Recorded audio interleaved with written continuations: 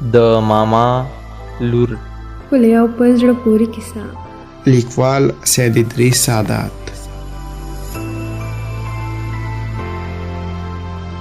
شپې خپل نیم مزل وهلی و. له خونې څخه بهر سپینه واوره ورېده. زه په خپله خونه کې په ارام خوب ویده وم. ناڅاپه راپورته شوم. ومې لیدل چې موبایل ته زنګ دی. پورته مې کړ. په خوبلن انداز مې وویل سلام علیکم، څوک یې؟ له هغې خوا څه ځواب رانغی. یو اوږده سویلی مې وباسته. بیا مې وویل بلې څوک؟ له هغې خوا یو خوږ او نرم غږ راغی. سلام، زه مینه سهاري یم، ستا د ماما لور. ډېره بخښنه غواړم چې په دې نیمه شپه کې مې په عذاب کړې، خو زه دلته کابل ته راغلی یم، هیڅوک هم نه پیژنم. پلار مې راته ستا نمبر راکړی و چې هر کله په خیر ورسېدې نو دا شمېره به ډایل کړې. تاسو ښه یاست؟ دا څه وایي؟ دا خو ډېره زیاته یخني ده او واوره هم وریږي. سمه ده سهار، زه درځم. مخ او لاس مې ومینځل. د یخنۍ ټول لوازمات لکه جمپر، خولۍ او دسمال مې راواخیسته. د ګراج په طرف راغله. په موټر کې مې کلي تاوه کړه. دا وخت مې را یاد شو چې له سهاره باید وپوښتم چې چېرته ده. کابل خو لوی ښار دی. یو ځل مې بیا زنګ ورووهه. وکې کړ سلام سهاره، چېرته ولاړئ؟ وعلیکم سلام، ساحله زه د ننګرهار اډې سره یم. سمه ده، ته بېغمه شه، انشاءالله ډېر ژر به در ورسېږم. د کوټې سنګي څخه مې موټر ته پښه ورکړه او د ننګرهار تر هډې راورسېدم. شاوخوا مې ولیدل، هېڅ کومه بله جلۍ نه تر سترګو کېده. واوره لا هم ورېده. د ننګرهار هډې ته داخل شو. دلته هم نجلۍ نه ښکارېده. بېرته سړک ته راووتم. یو ځل مې بیا زنګ ورووهه. سلام، ته چېرته یې؟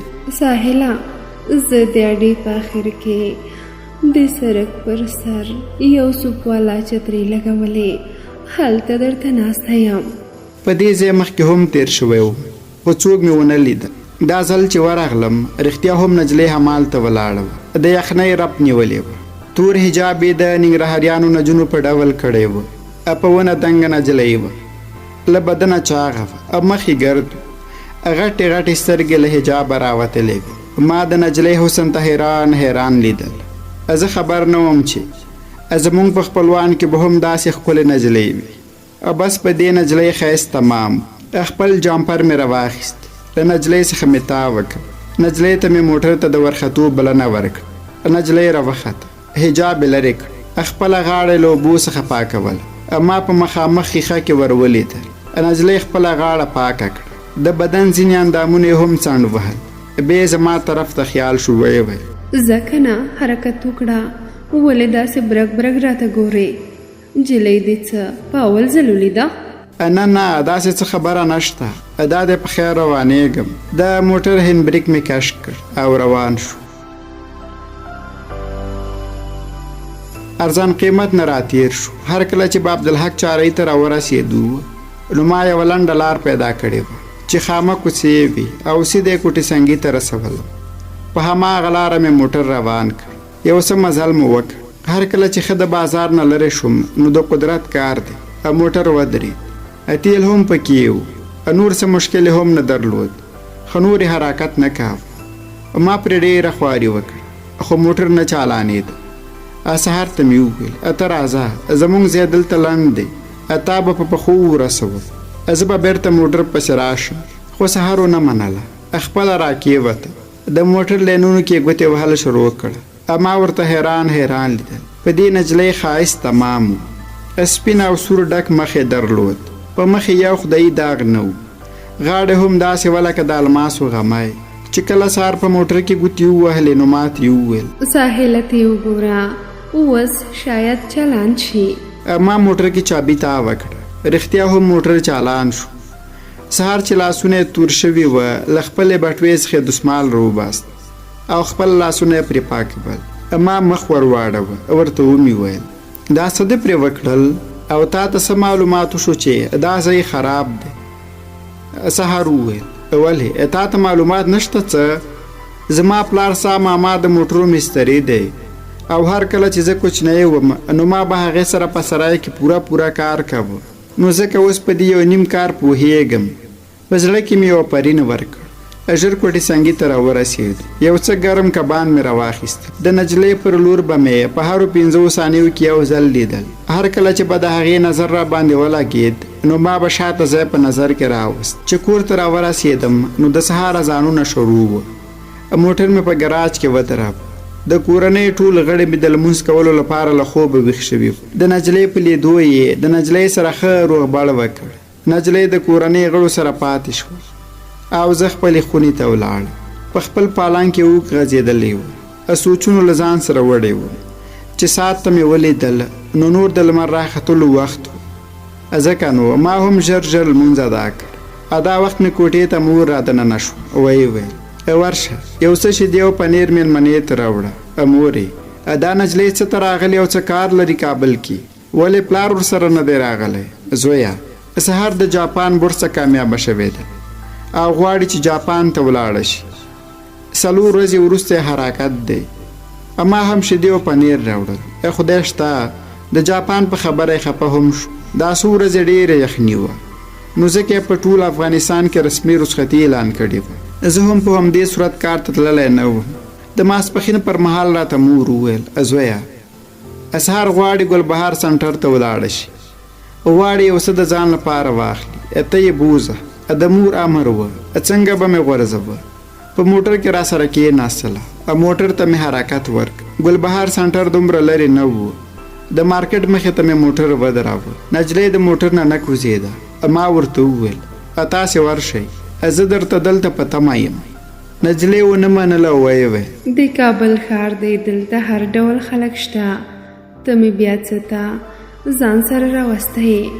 بس په زور یې له ځان سره کړ. پوره 4 ساعته په ګلبهار سنټر کې وګرځېدل. خپل ټول د ضرورت لوازم یې پوره کړه.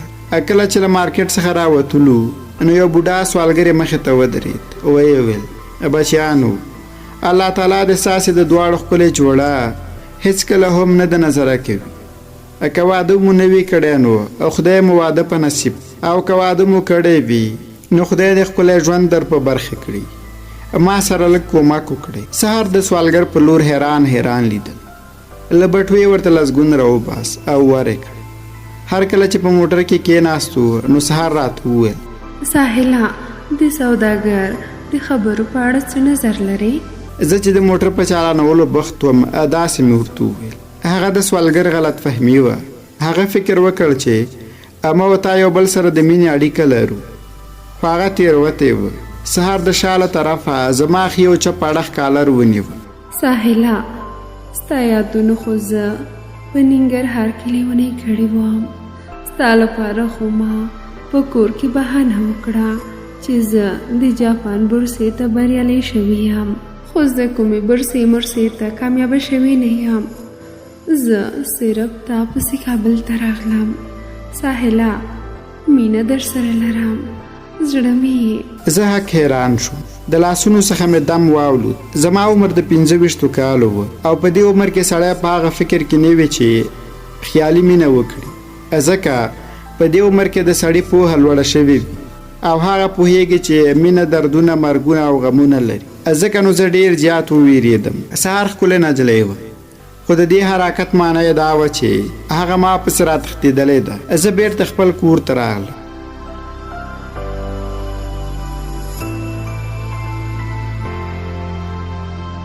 د واده په ماښامي ما خپل بیک وتړ او سهار هم خپل ځان د تګ لپاره چمتو کړ. سهار مې مور ته وویل مور جانې سبا سهار ته په خیر ما او ساحل حرکت کوو. لکه څنګه چې خدای ستا ژوند جوړ کړ موږ ته دعا وکړه چې زموږ ژوند هم الله تعالی جوړ کړي او د زړه ټول ارمانونه مو پوره شي. مور مې دعا وکړه. نور نو د احسان الله د کورنۍ او زموږ ترمنځ هېڅ پرده نه وه.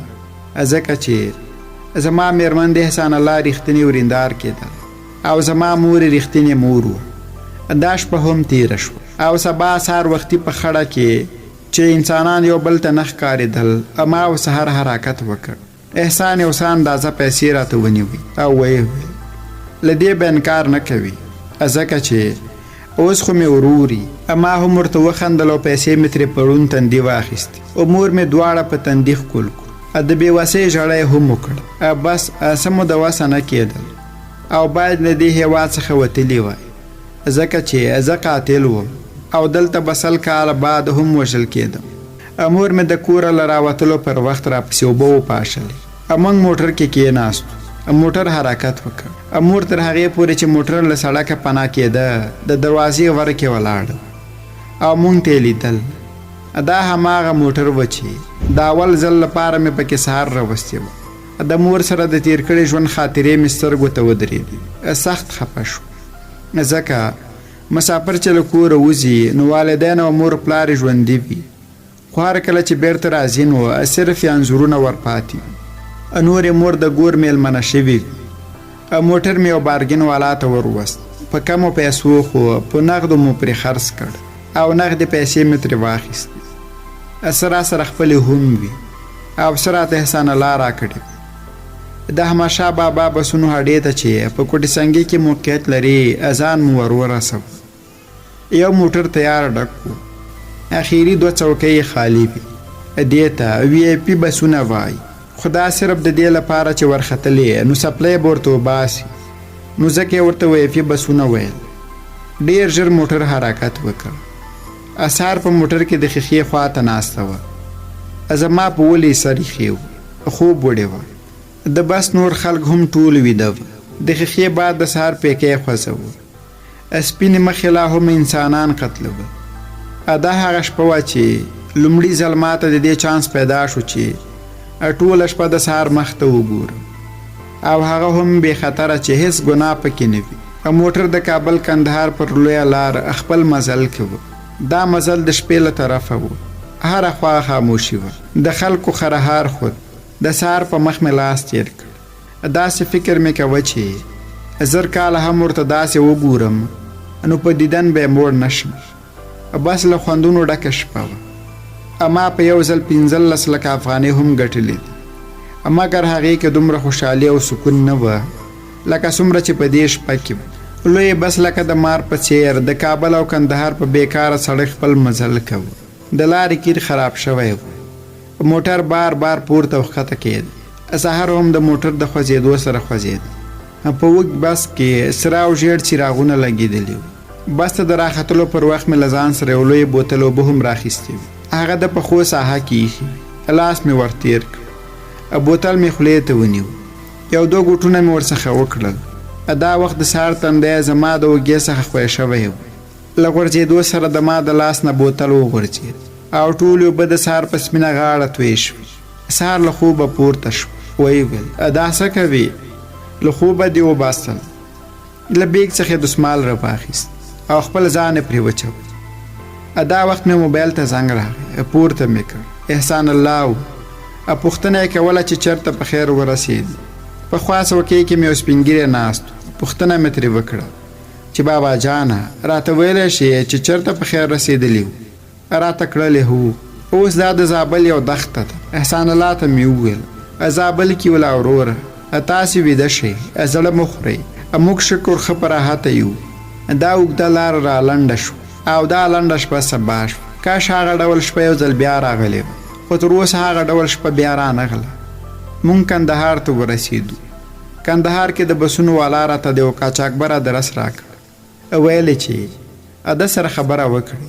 قاچاقبر پیسې ډېرې غوښتي مګر لارې اسانه وه. ویې ویل چې د ایران نه مو په لوی ټیلر کې اچوم او په یونان کې به ترې کوزېږي. هر کله چې د مرګ خطر ختم شو زمونږ کسان تاسې پرېږدي، نور به بیا تاسې یونیسف ته عریضه کوئ، هغوی به ستاسې کار قانوني کوي. دا خبره ښه وه، خو پیسې ډېرې زیاتې ښودلې. مقدار یې دلته ښودلی نه شم ځکه چې په دې بیا بندیز راځي، خو له حده زیاتې پیسې غوښتلې. دا چې ما سره وې نو همدا لاره مې غوره وګڼله او په همدې ورځ سهار وختي زموږ سخت مزل شروع شو. له کندهار نه ایران ته په وړو موټرو کې روان کړو. قاچاقبرانو ویل چې په یو ورځ کې مو تر ایران رسو، خو دی دروغ ویلي وو. پوره 2 ورځې پرې ولګېدې. په دې ورځو کې لارې سختې وې نو ځکه په یو لرې لاره بوتلو. که د قاچاقي لارې ټوله کیسه وکړم نو تاسې به تنګ شئ او د مینې په کیسه کې داسې کیسې خوند نه کوي. نو راځئ چې نوره دا کیسه راغونډه کړو. په ایران کې په یو لوی ټیلر کې واچول او دښمنې سره سمې تر یونان راورسول. ادا چې پر موږ څومره سختي تېره شوې دي نو تاسې د هغه چا څخه په دې اړه وپوښتئ چې په دې لارو تللی دي. هغوی به پوره کیسه درته وکړي، ځکه چې تقریبا ټول خلک په دې لارو یو ډول ځي.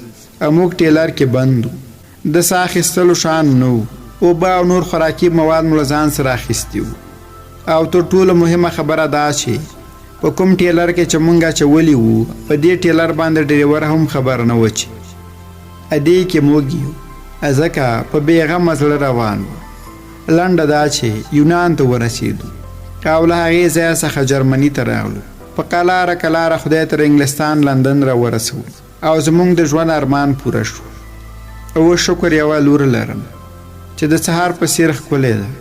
اوس د سهار او لور د دواړو ناز په ځان وړم. دوی زما د ژوند تر ټولو اهمې برخې دي. د احسان الله سره هم په تماس کې یم او دا چې اوس مې معاش کم دی نو د میاشتې صرف $500 ورلیږم. د ژوند ټول ارمانونه مو پوره شوي دي. خو یوه ترخه پیښه شوې ده او هغه دا چې مور مې 3 ورځې کېږي چې په حق رسېدلې ده. دا کیسه مې تاسو د مور په یاد کې ولیکله. کاش چې دا هیڅ را سره نه وی، صرف مور را سره په خوا کې وه. 3 ورځې مخکې مې مور سره اړیکه ونیول او ښه ډېر مې ورته وشړ. زما دا احساس هغه څوک درکولی شي چې مور یې په حق رسېدلې وي. نه یې آخري دیدن کولی شي، نه یې هم د جنازې کټ ته اوږه ورکولی شي. پای.